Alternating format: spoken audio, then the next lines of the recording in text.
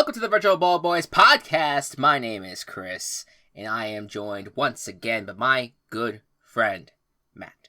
God fucking damn it, Chris. Where the hell are we? We are in the ears of hopefully many people, as they listen to us. Why? I was making a Deltarune meme reference. Oh. That I didn't think you would get, but I wanted to say it anyway because you also are named Chris. I know, and now I know exactly the memes you're talking about. And now I'm sorry. You handed the bucket over to me, and I just spilled it everywhere. Now our shoes are wet.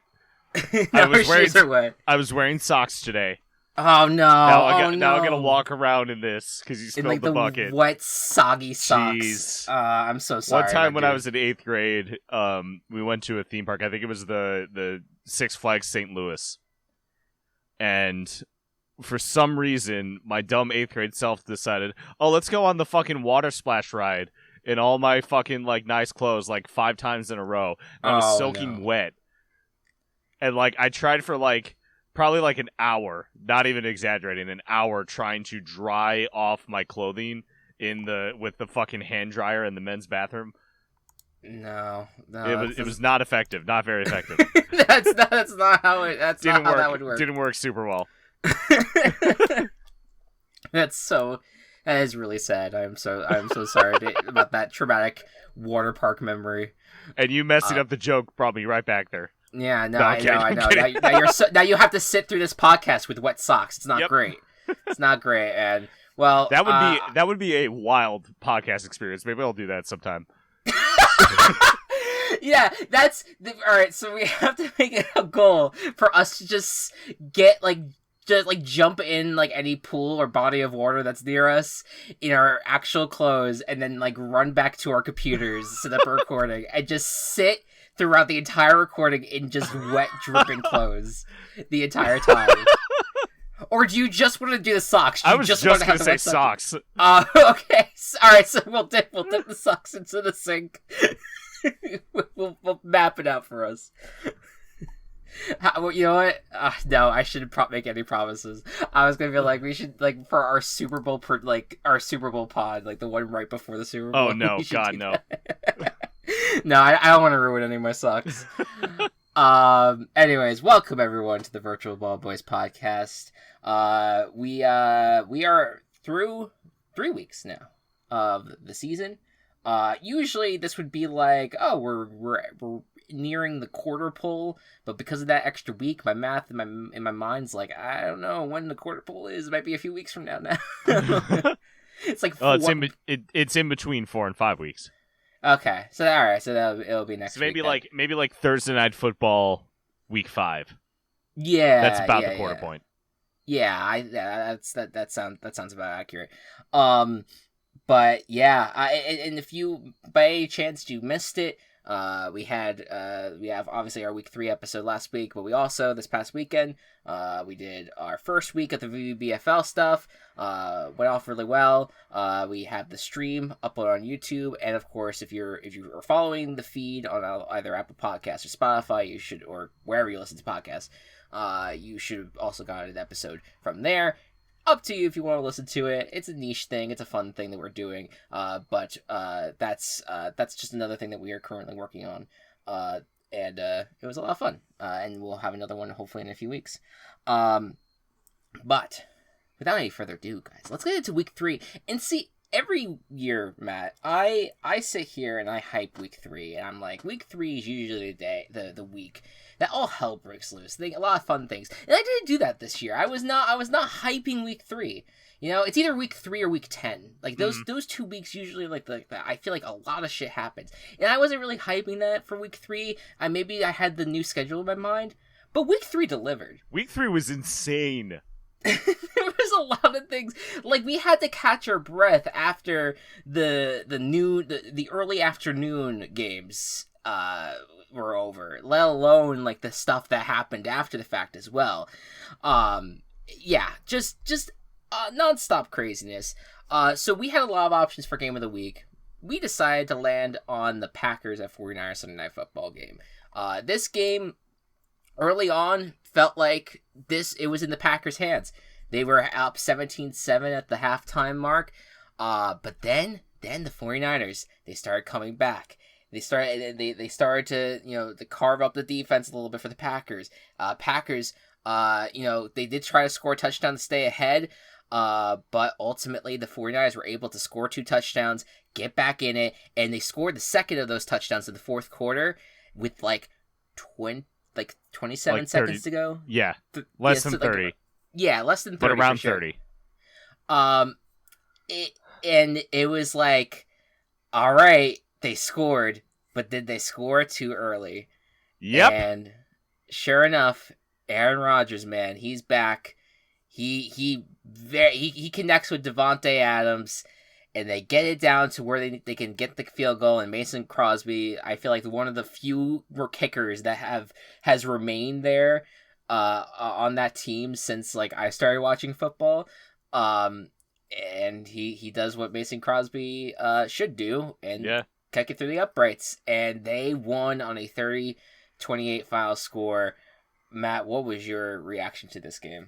So I'll be completely honest. I checked a lot of the stuff after the game about what happened. Sure. But early in the second half, I think there was a turnover or something, and the Packers got the ball, and I was like, man, even if the 49ers come back from this, Aaron Rodgers is probably going to have some dumb game-winning drive. And so I went to sleep. And you woke up. And I woke up, and that's exactly what happened. I mean, well, that's the mind of a Bears fan, that you've lived through this so much as on the other side of the Aaron Rodgers thing, and then all of a sudden it's you know what's gonna happen. All right, so I want to know, what are your feelings towards when Aaron Rodgers does things like that? What's your general feeling about Aaron Rodgers is really great at fourth down comeback drives? Oh yeah, I mean, I kind of hold him on the same level of a Brady situation, or Mahomes, where you're well, this dude's down 21 points in the fourth quarter. He's gonna make it up somehow. I always have that feeling with Aaron Rodgers. But how do you feel?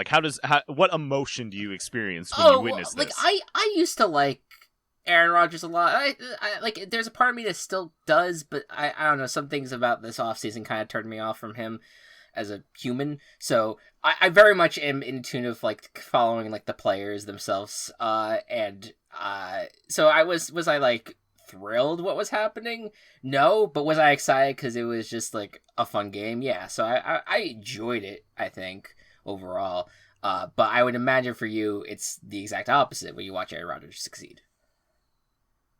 For me, it's one of those when people talk about the 3 certains in life, it's death, it's taxes, and it's fucking Aaron Rodgers. It's not I say that because death and taxes are not a positive experience. Aaron Rodgers has never been a positive experience for me. Sure. I get it. No, absolutely. I 100%. I'm 100% with you on that. And except when he Hingle McCringleberries and then loses. Yeah, I mean that's been Brady in my mind, at least as a New Yorker. With having a family filled with Jets fans, having knowing how much he has just crumbled the Jets over the years, and everyone in the AFC East. Right. But I always just have that, and just how dominant the Patriots were when in the mid 2010s. And onward was kind of that also built my hatred for Brady. But there's something about for me as someone outside of the Midwest, not being a Bears fan, or Vikings or Lions fan, I always kind of liked Aaron Rodgers because it was he would always succeed until he doesn't, because you knew that the Packers would only always go a certain way before they get eliminated, outside of 2010. And that's the fucking wildest part about all of this, is how little Aaron Rodgers succeeds in the NFC Championship. He can get there a lot, but the only time that he's won was against a fucking Bears third string quarterback. Right. What was that? Caleb Haney. Oh.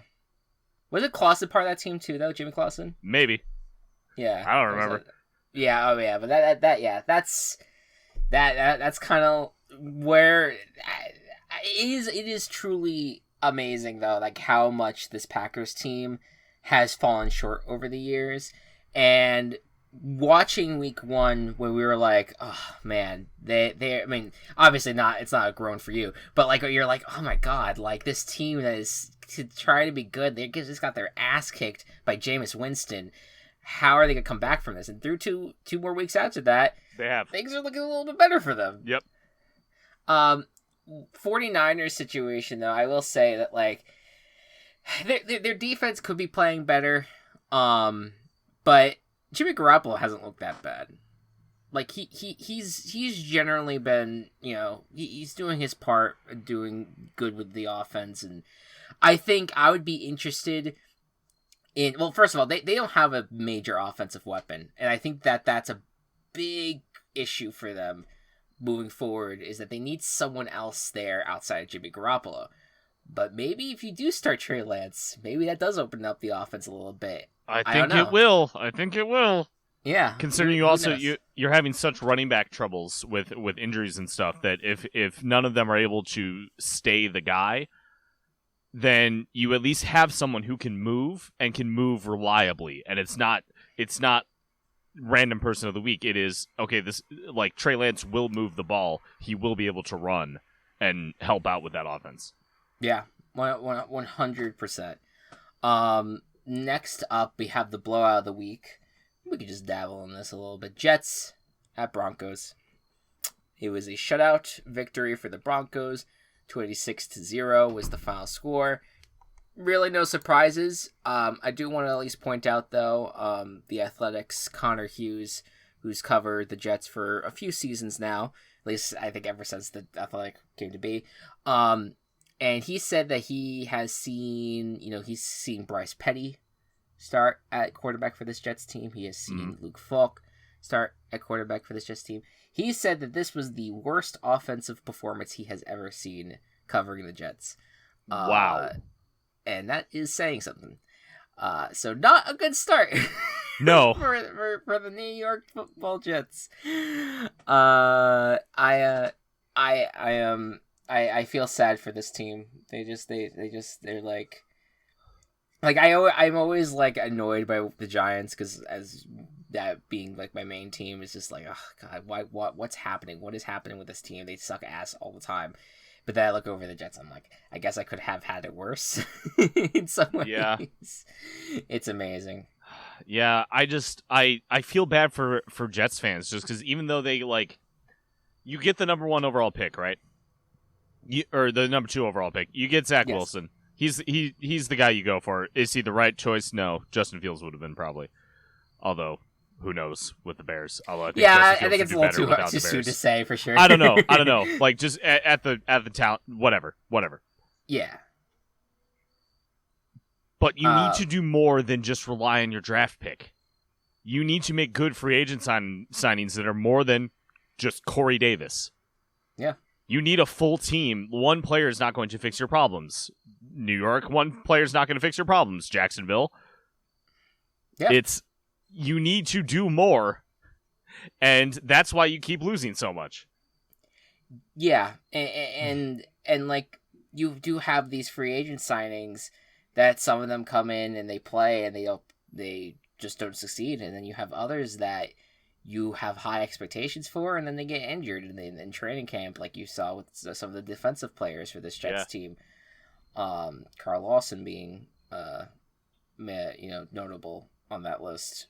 It's just it's amazing that this, I mean, right now, it's not, you wouldn't go after Saleh or the coaches yet. Like, it's a little too early. They're trying to get their footing. I don't think you can completely rip apart Zach Wilson. He's made some mistakes, but he's a rookie, and he's only 3 games. But you kind of look at the organization, the people on top, and you're like, what have you done for this team since 2010, when they were in the AFC championship game? You know what I mean? Like, this team has not done shit since then. and that's kind of like where I'm at with the Giants too, in terms of what has this organization done since 2012 or whatever. Outside of maybe that like one really strange 2016 season. Yeah. It's just a weird fucking time in New York. But you know what? The New Yorkers generally will just do what we usually do in any kind of situation where we face adversity: blame New Jersey.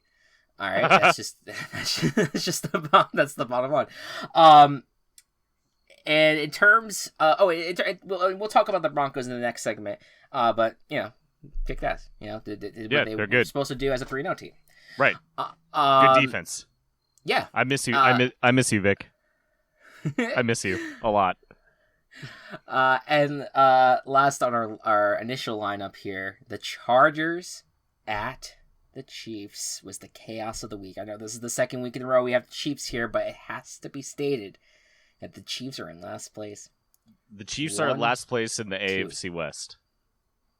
Right. Well, yes, to be specific. Yeah, and that is wild because the Broncos and Raiders are two teams in the AFC West, both teams that we have kind of like middling to wavering opinions on to start the year, and both of them are 3-0. Yep. Wild. Yeah. Yeah. Well, I mean, I've been talking about, like, I was kind of like, I thought the Broncos had good talent coming into this year. I thought they would do well. Yeah. But I had no faith in the Raiders. I did not think that they were going to be this good. And again, that's another thing we'll talk about for the middle segment. But it is surreal seeing the Chiefs in fourth place. And just to talk about the game just a little bit, because this was one of those games where the Chargers kind of came out early and was in it, and then all of a sudden the Chiefs, do what they usually do. Patrick Mahomes does what he usually does and gets back into it. 17-4. It was 14-3 going into halftime, and then after the third quarter, it was 17-14 for the Chiefs. But then the Chiefs defense just did not perform well, and Mahomes made some mistakes. And ultimately the Chargers were able to come back, and not only come back, but like, the Chargers made a risky play where they decided, you know what, instead of just running the ball here, eating up the clock, we're just gonna throw a touchdown and we're gonna get out of here with W. We're gonna trust our defense to stop Patrick Mahomes, which is fucking bold.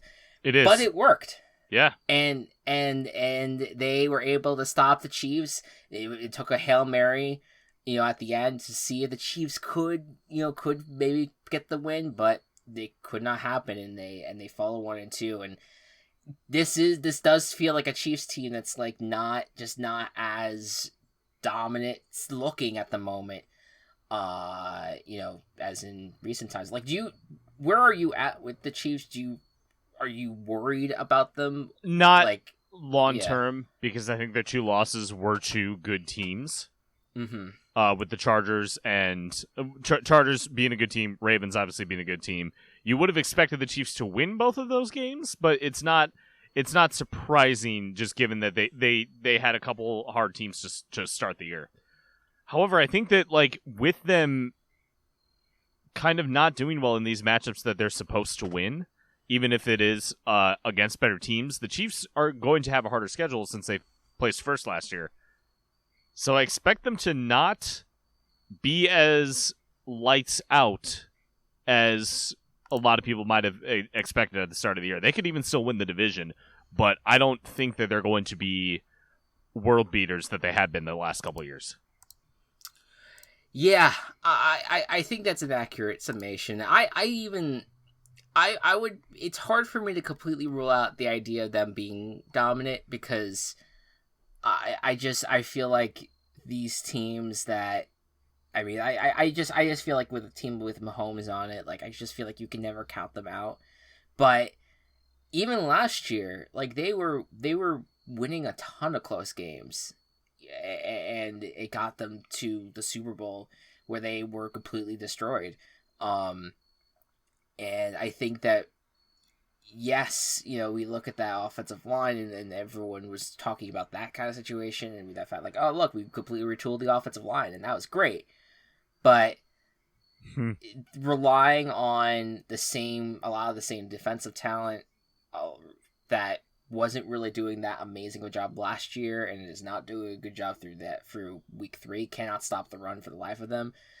And now and you also have to look at even the weapons around Patrick Mahomes, because like outside of Hill and Kelsey, there's no one's really doing an amazing job. No, like Edwards-Helaire is kind of he's struggling. He's having he keeps on fumbling the ball, and you just have like these guys that you expect them to do well because they're in a Mahomes offense, but it's kind of like the Rodgers situation, what we've talked about, where it's like, okay, but the lack of like a really solid wide receiver 2 right now, or a really solid running back is kind of hurting them overall. And on top of that, Mahomes just making some mistakes as well. But I think those could be cleaned up. But kudos to the Chargers, man. Oh yeah, very excited for this team. Honestly, I'm super excited for them. Love the offense. I think Herbert's gonna have a really great career ahead of him, and that defense is super solid too. I feel like they are definitely. We went into the season feeling like, all right, can this Chargers team prove something? And after the Cowboys loss, I was like, okay. I mean, it wasn't like they played terribly in that game, but just the idea like maybe this is going to be the same Chargers team that's going to fumble. Not literally, but figuratively fumble the ball at the goal line in the last second, and not win these games. Maybe with the Brandon Staley, maybe with him being a head coach, maybe things are turning around for them, and they could be able to finish off games like this and compete with anyone in the league. That's the hope anyway. That would be exciting to see. I agree. So for the mid segment, I had 2 questions I want to ask. I want to start with just one question, and then after the ad break, we'll do a second question. But my first question is, who is for real 3-0? Because we have 5 of these teams here, and they all have had different games, different schedules. They're built differently. Who do we really have faith in of these 3-0 teams? Where are you? Just who out of the 3-0s are you most confident in right now, Rams. Matt? Yeah. That's not a hard question. Yeah. Rams, excellent defense. The McVay offense that gets touted so often is really, really cooking under Stafford. I was a huge fan of this trade when it happened in the offseason, and the validation is here to begin the season. He really brings that level he brings that offense to the next level. And I think that his passing ability, the way that the receivers just find ways to get open, and the way that they're utilized is perfect. And the running back situation, they've kind of figured out despite some injuries. I think that Henderson and Michelle are a really nice combination, and I have all hope in the Rams to play very well this year. Yeah, I'm with you. Yeah, I throw it out there just to kind of be like, if maybe there was going to be a surprise pick there. I'm with you on the Rams, that I think that this is probably easily the best team in the league right now. I mean, what they did on Sunday with the Buccaneers, just kind of shutting down an offense that has been cooking well, but specifically shutting down the passing game, because the Rams did not need to shut down the running game, because the running game has been shut down ever since Brady got there, what feels like. And so that ever since Winston got there, let's be real. True, yeah. Like when I can't even remember a time where there was like a really solid running back with the Buccaneers. It is one of those things that I just think that I feel like we think about the Rams, and that that they're going to have something interesting on offense. They're going to have Aaron Donald, but I even think their defense as a whole is just so good. Like, there's so much talent there that's not even really talked about outside of Donald and Ramsey. Like, they have a pretty good secondary overall, and they have they have some decent linebackers. Like, they have a really good built defense overall, And then look at their offensive weapons. Like they Cooper Kupp is obviously a big subject of conversation because he's just had like the most connection with Matthew Stafford. And then you have Deshaun Jackson with his ability to just fucking run away from people constantly on the football field is insane. And it's just a very fascinating group and a really fun group to watch overall. It does remind you of the 2018 Rams, when that team was, went to the Super Bowl and was actually a lot of fun to watch. But and Jared Goff had a good year, but I feel like you already kind of look at Matthew Stafford, and I just feel like he's already playing at another level that I don't think that Goff could have ever gotten to. Mm-hmm. And it's nice to see that success there. I will say, like, in terms of the other 3-0 teams, I have like, the other 4 3-0 teams, I would say, like, I'm not super confident in, but if I had to pick another one, I'm like, okay, I think this team's going to be legit. I think I'm gonna say Cardinals, but it is tough. Mm-hmm. I think with the Cardinals, they did have, not a great first half against the Jags. We didn't really talk about the kick six that happened in that game.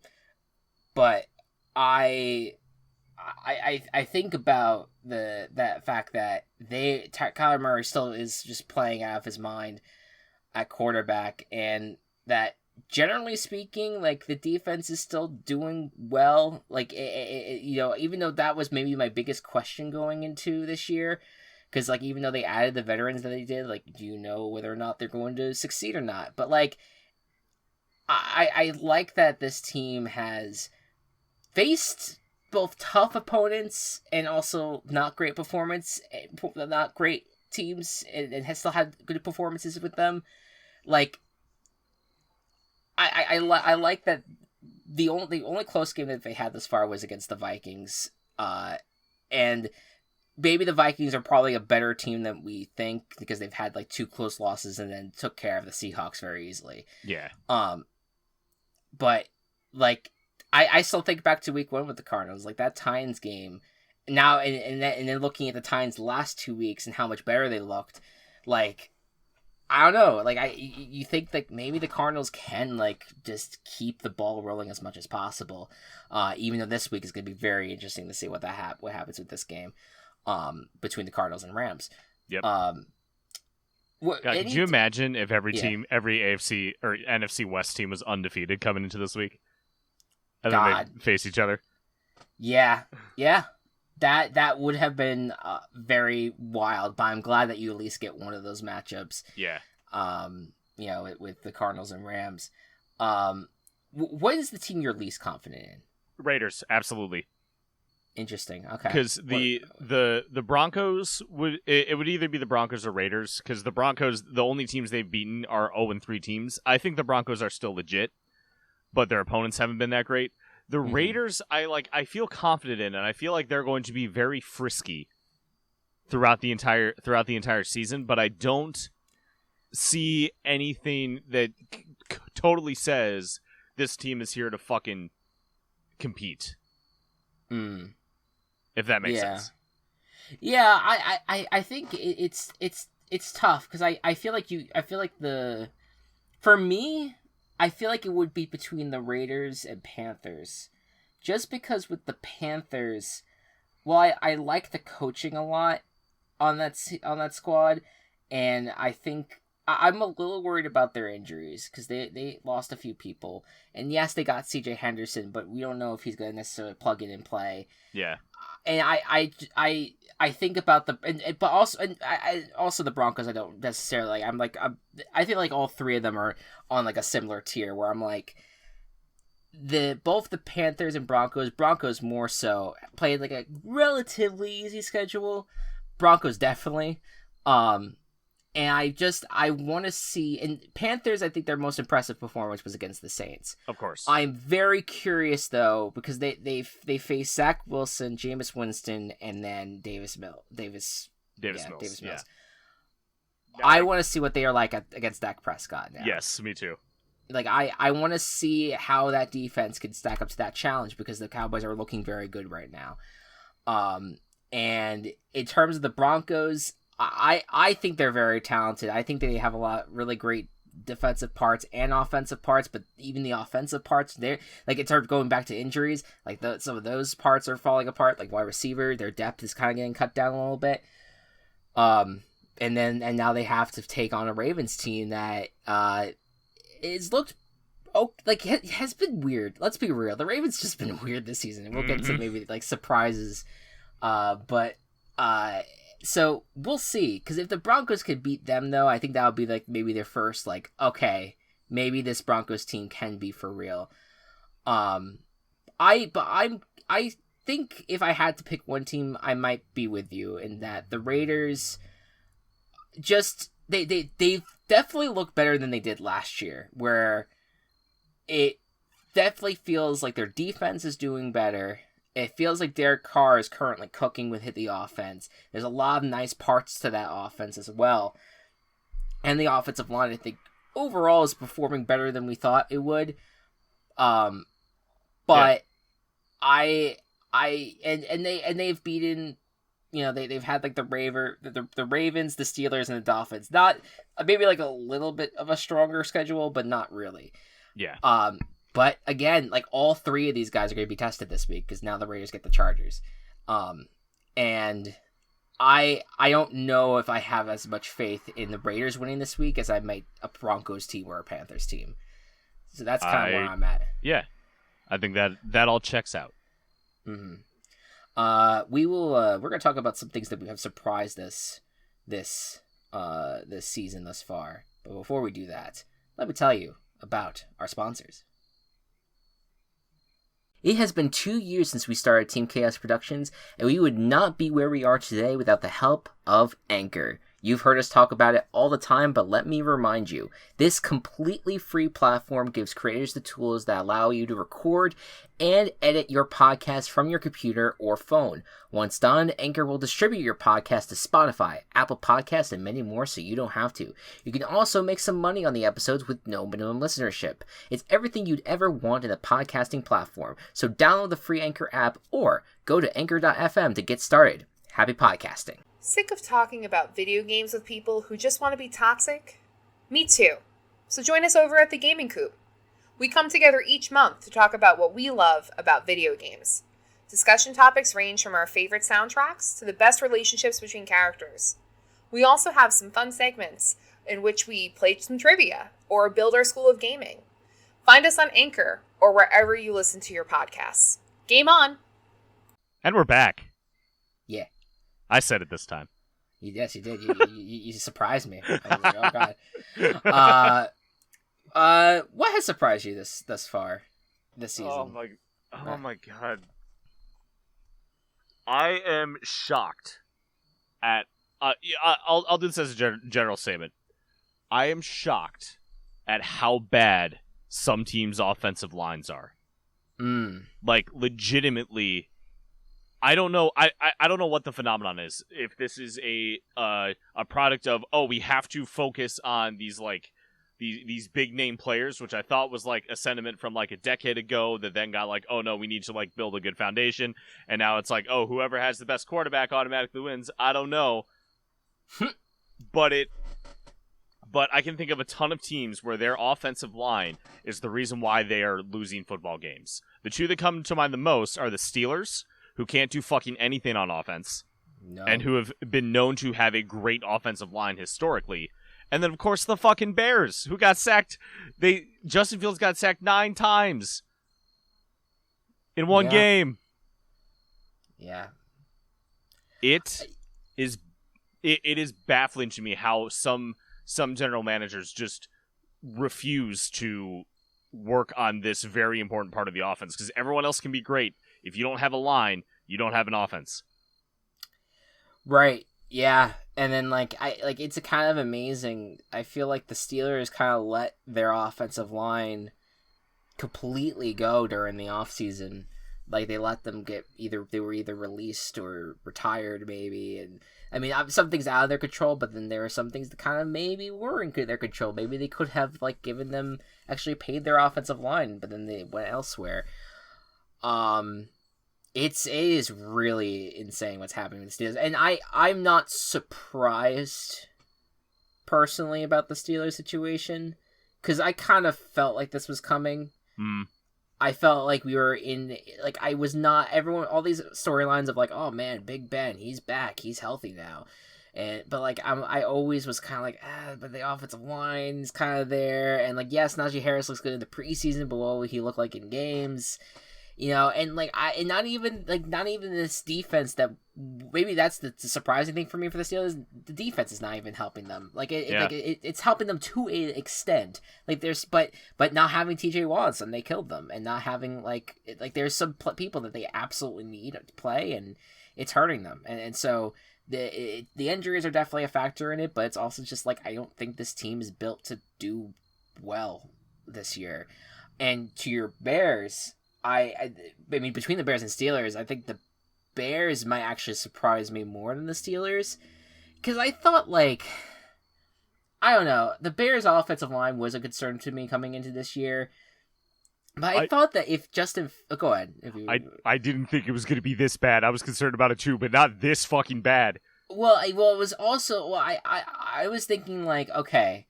They decided to release. You talked about this, but Charles Leno, they released him. They were going to rely on Tevin Jenkins. Tevin Jenkins goes down with an injury, and then they're like, okay, now the fuck, what do we do now? And so it's kind of a patchwork offensive line. But even that being the case, I am surprised by Matt Nagy's incompetence. Good word. That's a good word for it. I feel like we're 2-3 years out from when he won Coach of the Year. Yeah. And I felt like, and I think we all did at the time, we were like, okay, even if there is going to be some kind of, maybe poor talent drafting with Ryan Gase there, and Ryan Pace. Jesus, that Ryan bad Pace. That you're associating him with Mr. Yeah, it's kind of getting to that point, though. I know. I just wanted to point that out, that's how bad it is. No, I thank you for the correction. Ryan Pace is, I thought that this team would falter because of Ryan Pace. I thought that because of maybe the way that he's drafted, that maybe that would be his downfall. But Matt Nagy is sabotaging himself, and especially when you look at this past Sunday, when you had Justin Fields in his first start, he completely built a game plan that wasn't built for Justin Fields. Justin Fields is not this pocket passer that Andy Dalton is. Justin Fields needs to move around in the pocket. You have to be able to let Justin Fields make plays. But the fact that you have him standing in the pocket, vulnerable to a shitty offensive line, and that he does, and then Matt Nagy's just like, oh well, now all the quarterbacks are on the table for Sunday. Nick Foles can come on up. It's just what the fuck are you doing? Because Fields had a hand injury because he got sacked so many times. Yeah. Oh my God, Mitch Trubisky, Nick Foles, Andy Dalton, Justin Fields, doesn't matter who his quarterback is, he's going to call plays the same fucking way because he refuses to adapt. I'm fucking done with this guy. I've been like, this guy's annoying, he'll be okay. This game was the fucking straw. Yeah, no, I feel like for a lot of people, this was the straw that broke the camel's back, because it was the most clear sense of not understanding how to adapt in game situations. And for me, I posted on Twitter, and we talked about it privately as well. There's also a part of me that feels like maybe this is on purpose. Maybe he is so gun-ho about Dalton remaining the starter, so gun-ho about a veteran, even if it's Nick Foles coming in. He needs to be fired. To be the starter, that he's sabotaging Justin Fields on the field. He is not lasting the rest of this season. You think, what's the over under for the thing? I'm gonna say week 10. I'm gonna say if the Bears once the Bears are out of playoff consideration, Yeah. Because if he makes it back to the playoffs, he's got a hold. But I don't see it. I don't see losing that bad to the Browns, showing off all of your weak points.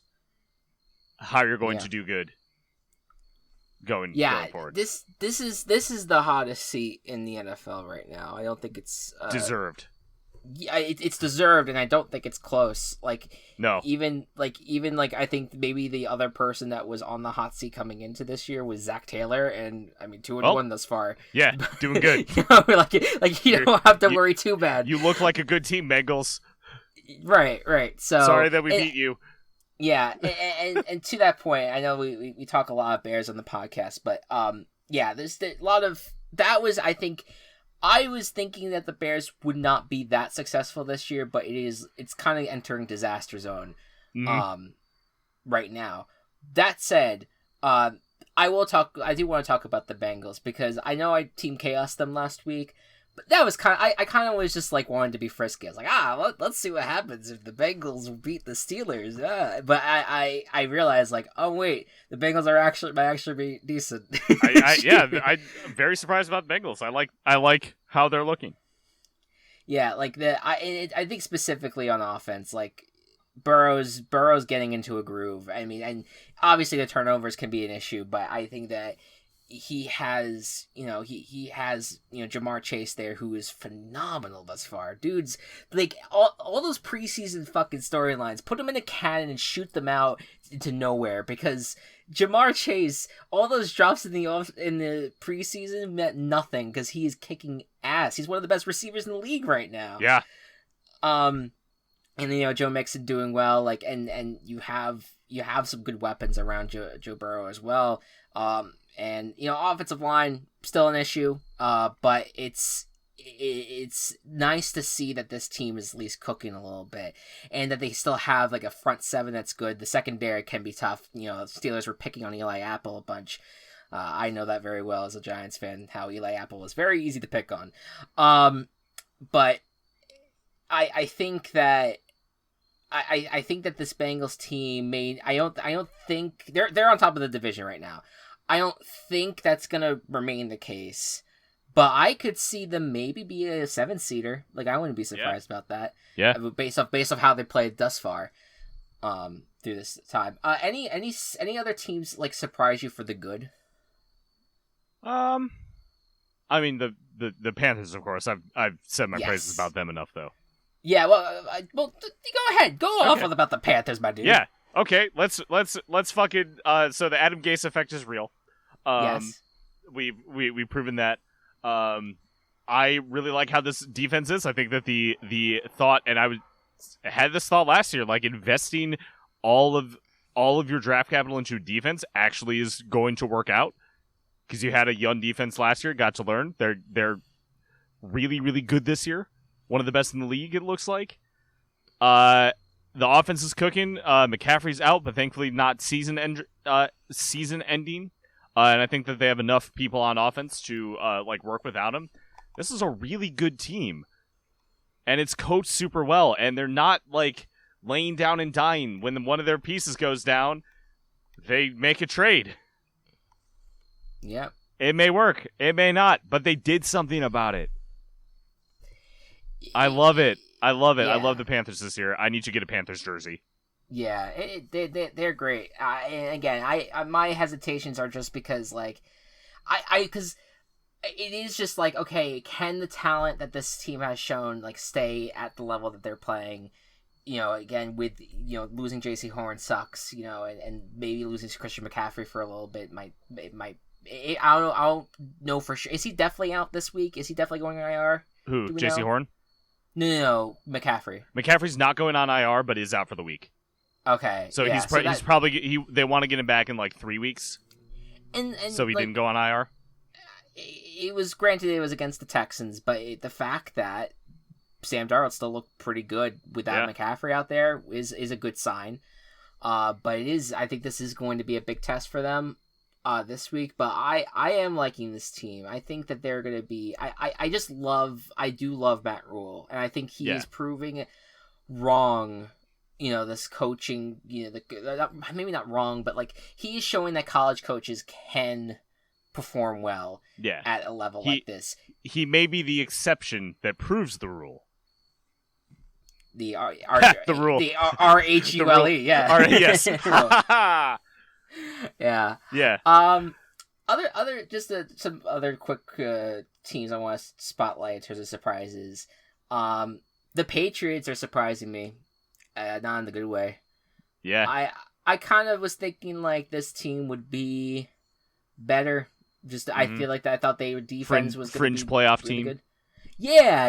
Like, at least, like, I mean, I was thinking, like, oh, God, like, I always think worst-case scenarios with teams that I love. Like, I feel like, oh, my God, I feel like the Bills are going to get knocked off by the Patriots. I'm not really worried about that right now because, I don't know, and Mac Jones is still performing at a level that is respectable. Like, it's not, he is not the worst part of this team. It's the weapons around him, and it's the defense not performing the way it should. And those two major factors are kind of what I'm like, wow, like this is still going to be some time before we see the Patriots succeed again, huh? Like I'm just surprised about that. Yeah. And well, it's because Belichick let his dog draft. Right. Yeah. Yeah. You never do that. You never put your dog in front of your computer to make those picks, all right? You regret it. All those 6 and 7 rounders are ruining your team, Yeah. Whenever that dog picture happened. I think every other team though for me outside of the Raiders. I mean, but we talked about the Raiders already. But I feel like everyone else through this point.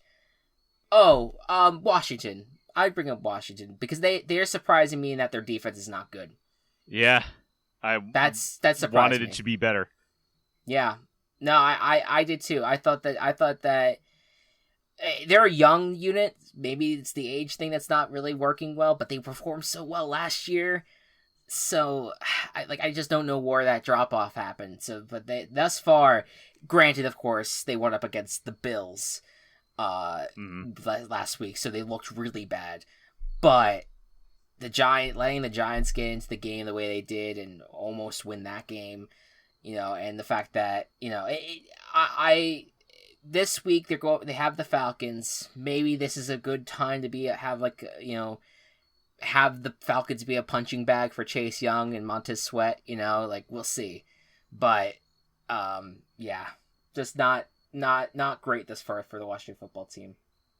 All right. How did you do with your week 3 picks? I mean, or week 3 picks. 3. And then, I did okay. I did above average. I got 10 right, 6 incorrect, but one of those incorrect was my guarantee. So lost a point there. But I'm sitting at 13 points overall. Yeah, 13 points. Yeah, I'm sitting at 11-5. I got my chaos, and that Super Falco, that was that whole. The Bengals ended up taking care of the Steelers, but I guaranteed the Chiefs, so I couldn't reap the benefits of the Super Falco, unfortunately. But 11-5, good week overall. Got 6 points, and so now the overall records stand like this. Matt, you're sitting at 31-17 overall picking record. You have 13 points, like you said. I am sitting at 28-20, and I'm sitting at 7 points. Both of us have -1 in terms of our bonus qualifier. Yes. Which is why the points are the way they are at the moment. All right.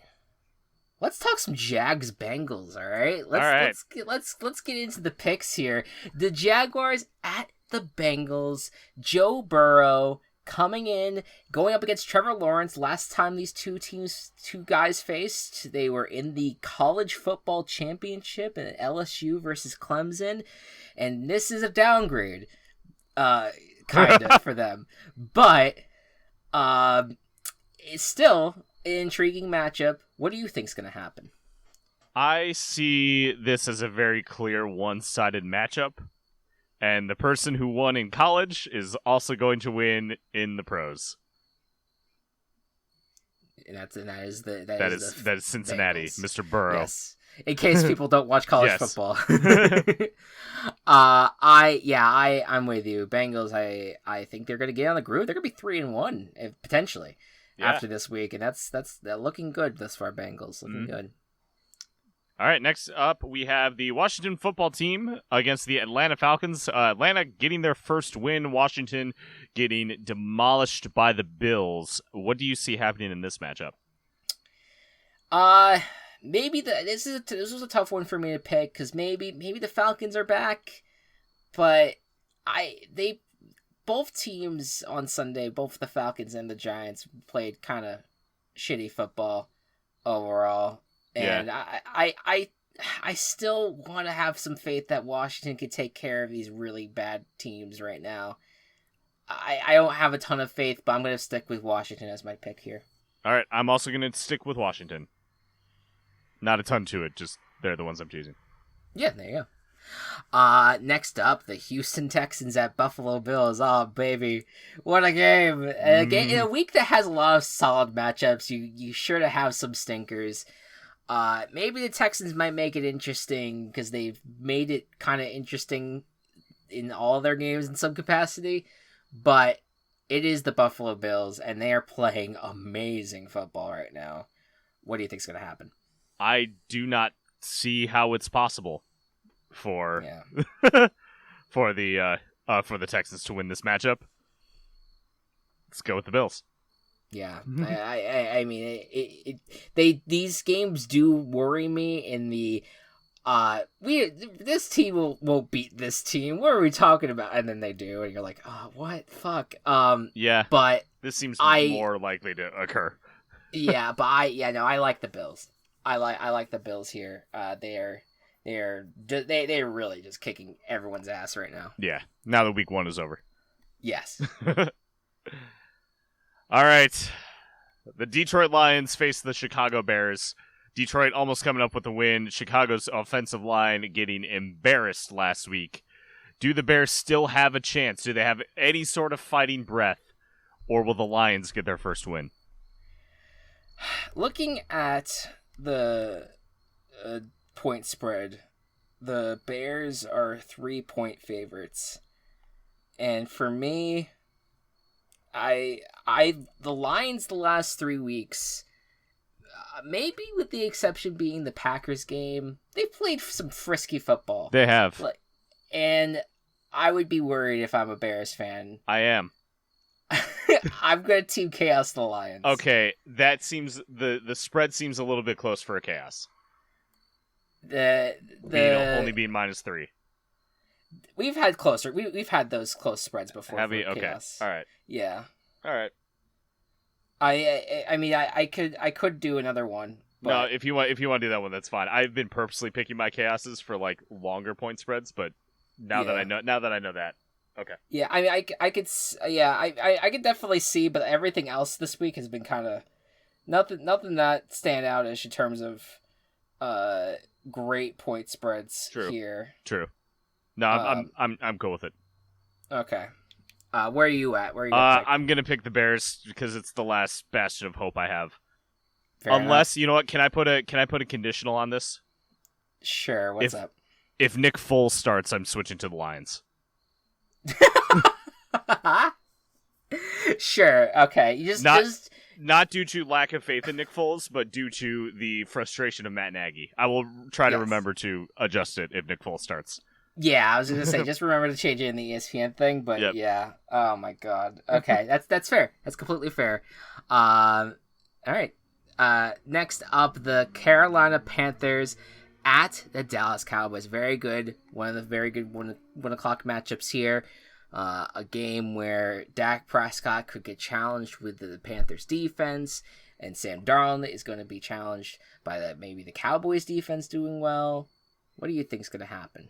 I've been really impressed by the Cowboys defense, which is not a sentence that I expected to say, but Micah Parsons is a legendary player. Like he's in terms of surprises, he is one huge surprise for me. Someone I forgot to bring up earlier. That being said, I've been riding the Panthers train so much, I'm going to team cast the Panthers. Oh.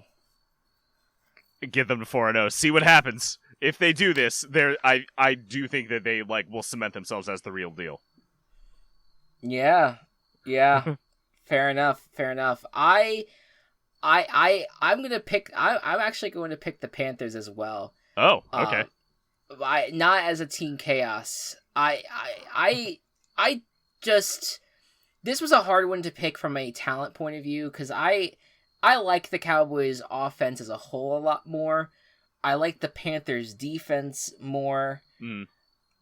But then it's just like, well, what's the coaching situation like? Okay. Addendum to this: the Panthers are going to win due to terrible clock management. Yeah, there you go. And I just look at Mike McCarthy as that, like, all right, good that your team is 2-1, but is it because of you? Absolutely not. So I'm gonna go with the guy I like more, and that's Matt Rule and the Panthers. Sweet. All right, I feel validated. All right, the Indianapolis Colts 3-0 take on the Miami Dolphins, still without Tua, who will be on injured reserve for the foreseeable future. But, Jacoby Brissett played pretty well against the Raiders. Do you have any hope in Indianapolis, or will their losing streak continue?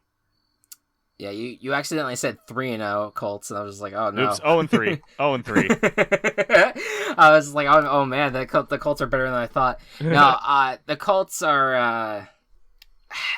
I feel like with the coaching staff, going back to talking about good coaches, I feel like Frank Reich is going to get this team right, but right now, I think I'm gonna stick with the Dolphins, because even without Tua there, the Dolphins were able to kind of keep it close, and I just think the Dolphins might be a little bit more talented right now than the Colts, so I'm gonna go with them. All right. What do you pick? Dolphins. All right. Dolphins. Next up, the Cleveland Browns at the Minnesota Vikings. The Browns are coming off of that very nice victory over the Bears. The Vikings coming off a very nice victory over the Seahawks. What do you think is going to happen here? I'm actually going to go against the grain on this one. I'm actually going to go with the Vikings, because I think that the Vikings offense has clicked in a really strange way that I definitely did not expect them to. And I think that they're going to be able to do what the Bears were unable to do against the Browns defense. And yeah, I think this could be a pretty upset. The game's going to be close, and I think most people are going to expect the Browns to win, but I'm going to go with the Vikings. I could definitely see the Vikings winning. I just feel like the Browns are playing I feel like they are getting into a rhythm now where, yes, they've played two teams that are not necessarily good in a row, but I feel like they're really starting to look really good at offense. OBJ looked great in his time back, and that defense with Myles Garrett and Jeremiah also, I feel like the Browns could end up exposing the Vikings offensive line a bit, and so I'm gonna go with the Browns. Okay, that's a split for us. Yes. All right, next up, the New York Giants 0-3. Said that right this time. Take on the New Orleans Saints in New Orleans. Actually, is this in New Orleans? It is in New Orleans. Okay, so they got back. They got back. Good for them.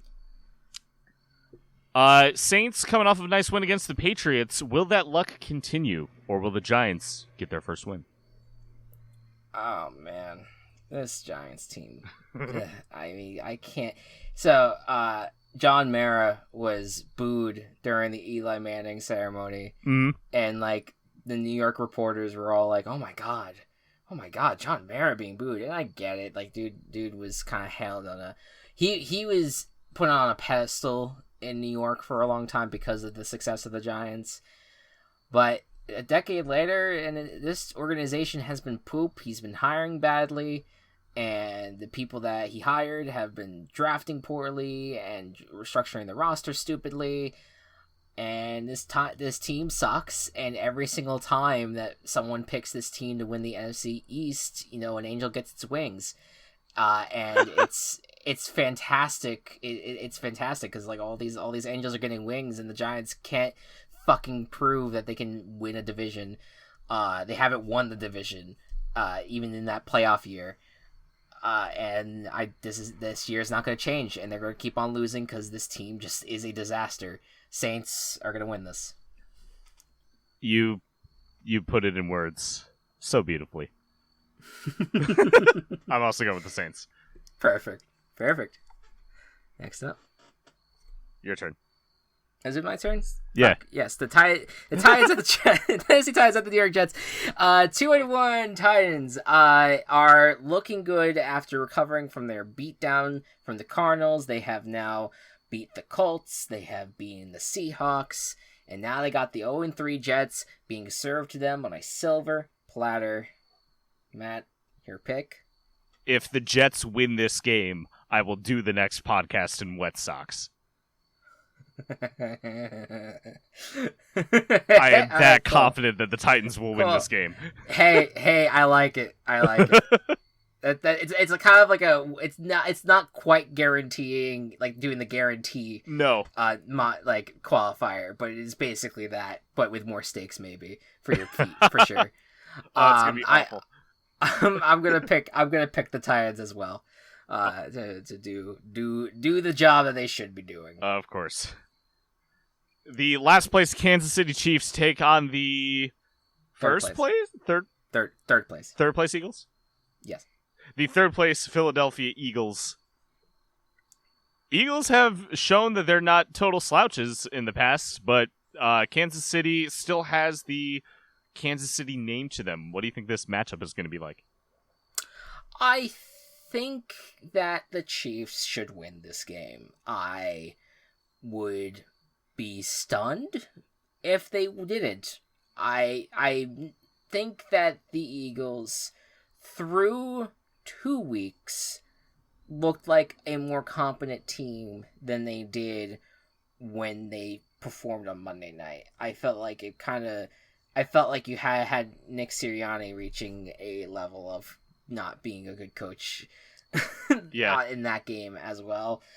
And it kind of gave me some feelings of like, all right, I don't think the Eagles are here. I don't think they're going to really be that competitive this year, even though they had the good game against the Falcons. So I'm going to go Chiefs.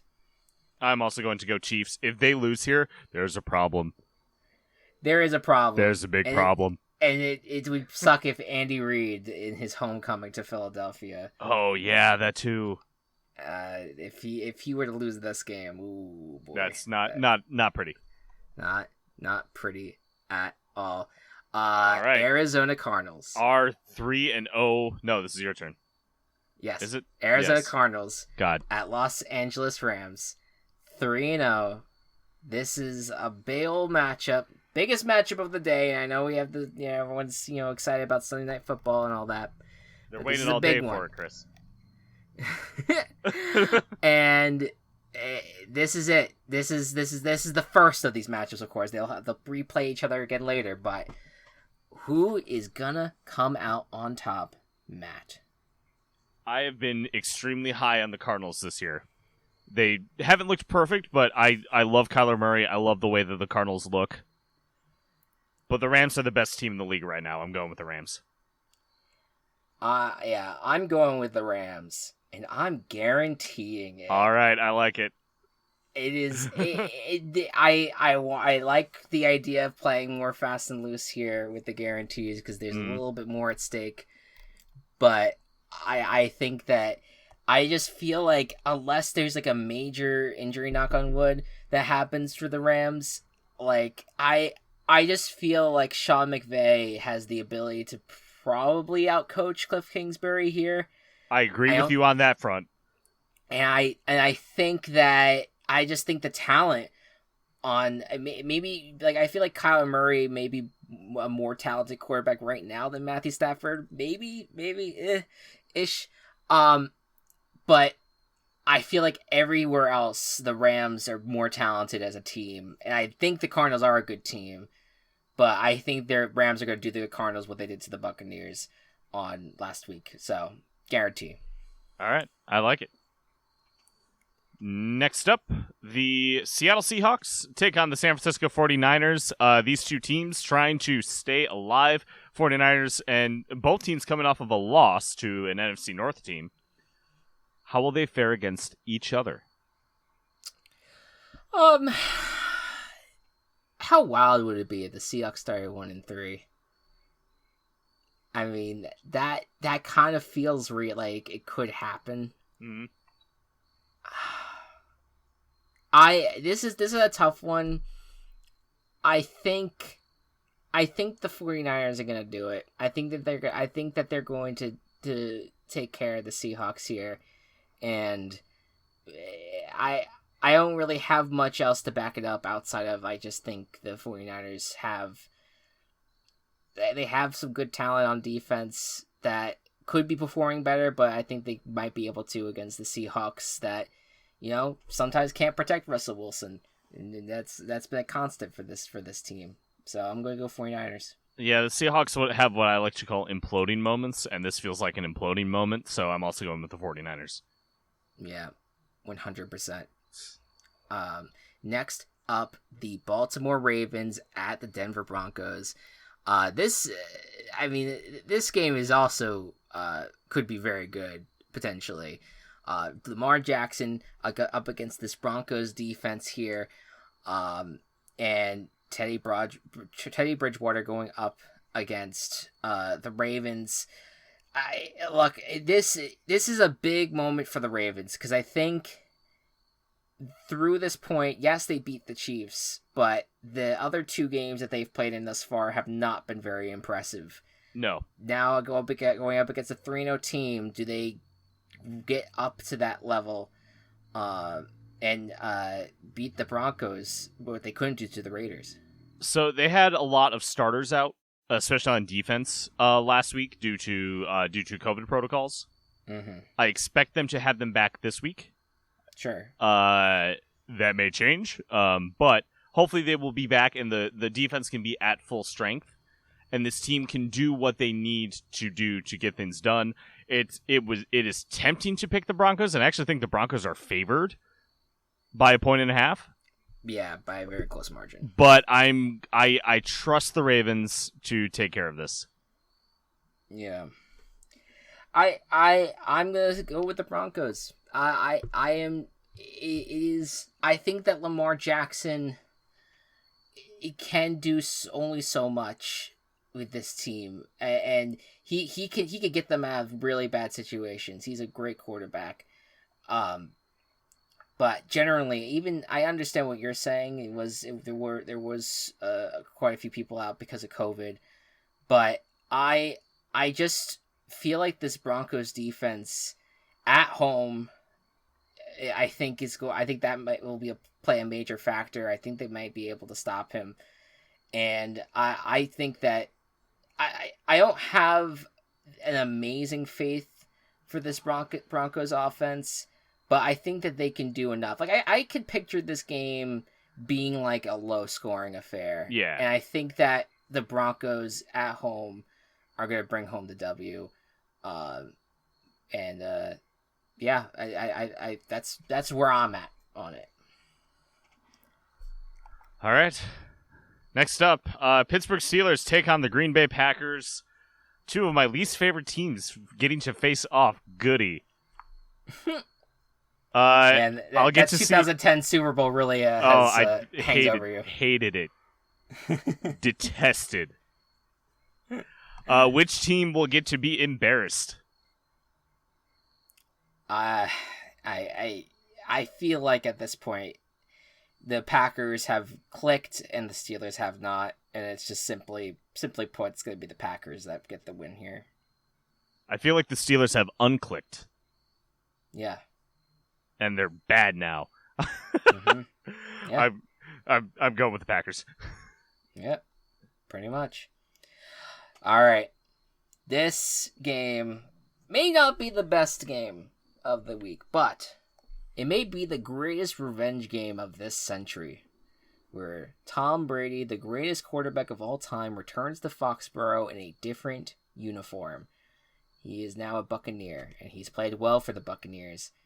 And now the Patriots, with Mac Jones at the helm, they get to play it out on Sunday Night Football. Waiting all day. We wait all day to have this matchup be played in front of our screens. What do you think is going to happen here, Matt? Oh my God, the Buccaneers are... Tom Brady is going to embarrass the Patriots, and I don't think it's going to be close.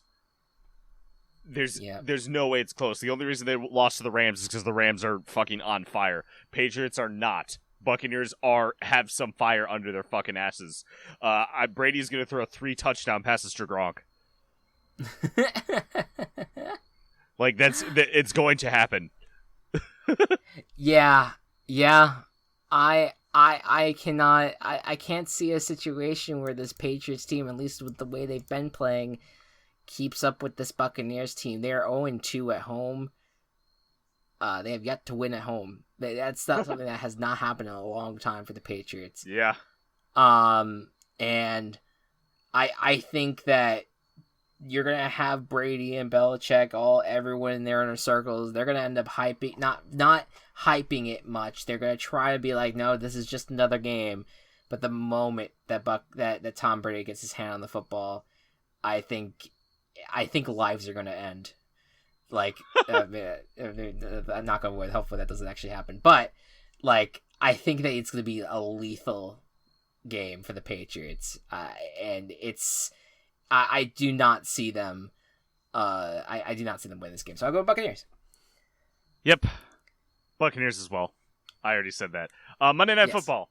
Las Vegas Raiders 3-0 take on the Los Angeles Chargers in Los Angeles. We are seeing these teams a lot, it feels like. Raiders get to have their second Monday Night Football. Will they come away with another MFW? That's not the words. MNF win. Oh, my face win football. I for some reason I thought you said like NFW. I thought you were like not for work Raiders. Like, I don't fucking know anymore. You can't stream it. I'm not can't stream these Raiders at work. I'm not 100% in this podcast, clearly. It's all good. I'm gonna go Chargers. I really like the Chargers, and this is the first outside the Cardinals, obviously, because you have to pick against one of the undefeated. This is the only other undefeated I'm picking against right now. Yeah. I'm kind of with you, where I think that out of all these undefeated teams to this point, that the Raiders are on the fringe the most. I feel like they could collapse at any moment. And so I'm rolling with the Chargers, because I just think I really like this team a lot more. I have a little bit more faith in the Chargers, the coaching staff, the quarterback, pretty much everything about the Chargers I like more. So I'm going with them. Yep, I also feel very solid about the Chargers, and since I haven't guaranteed anyone yet, here I am guaranteeing the Chargers. Hell yeah. Love it. Definitely a much riskier guarantee than maybe even the Rams guarantee that I had. So I feel that good about the Chargers, dude. Like, yeah, I like it. No, I'm with you. And honestly, the Chargers' only loss so far was from like a fucking weird end game. Weird game against the Cowboys. Yeah. Game. So yeah, I feel super confident in this team, and I will try my best to enjoy Monday Night Football, where I will probably lose in fantasy for the 4th week in a row. Because my redraft league not going great. I'm 0-3. Man. Well, it's all good. Everyone, look. You were a champion once. It's hard to be the champion all the time. You know, you gotta take the hits. You know, right. It's just this is the way the fantasy world works. All right. So then, if I'm recapping correctly, we have 1, 2. Might just be 2, because you agreed with my team chaos. Oh no, we split Lions, Bears, Broncos, Ravens, 3. And then We disagreed on 3 again. Magic number for us. So it was Lions, Bears, Broncos, Ravens, and Browns, Vikings. Browns, Vikings. Yes. Yeah. I think only one of those has a team chaos in it, and the other 2 are just like standalone. Yeah. Which is new for us. It's usually like the 2 chaos and then one more. Yeah, no, this is some more disagreements across the board. I'm liking it. Yeah, looking good. Another week, and yeah, this should be a fun week. I mean, look, on paper, this looks like it's gonna be a good week. I'm hyping it now, so that way we have a terrible week of football. Oh my god, why would you want that? No, I thought that I wanted, but I didn't hype the week 3, and that week 3 was great. So I'm hyping week 4, being like, it's gonna be the best week of football yet. All right, let's do it. Great podcast, good stuff. We put out the gaming coop earlier today. Go listen to it. We made a song. It's all right. It's weird. It's great. A weird time. It's great. If Walsh is listening to this, it's great. If he's not listening to it, what the fuck? I sent over Messenger with him. Much more impressed than I thought more impressive than I thought it was gonna be. Yeah. Regardless, we will see you guys we'll have our podcast next week for week 5. Week 5. There you go. 5. There you go. Found it. Week 5. And yes, I held off a week, but yes, we are killing some teams next week. Ooh, right? yes. Ooh. Oh, my favorite. Yeah, we're burying some teams next week after their week 4 performances, and Yes. luckily with no buys with week 4, Oh. we'll have everyone perfectly having a 4-game presentation for us to look at and really be like, oh, guess who's gonna be in the ground. It's gonna be fantastic. Anyways, thank you all so much for listening, and we will see you next week. Good night and good ball. Virtual Ball Boys has been brought to you by Team Chaos Productions. Find us on Twitter at Virtual Ball Boys and find more of our work at Team Chaos Pods.